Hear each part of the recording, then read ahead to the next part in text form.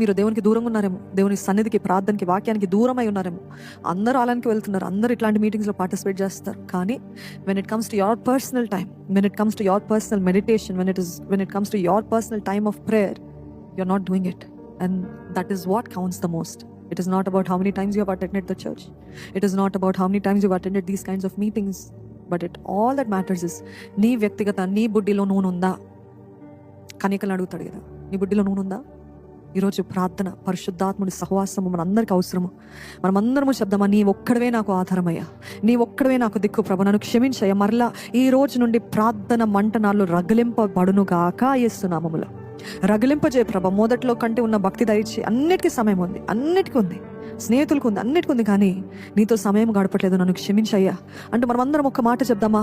నిజంగా ఒట్టి మాటలు కాదు, కానీ దేవుని సన్నిధిలో, yes Lord, I want to start my relationship back with you.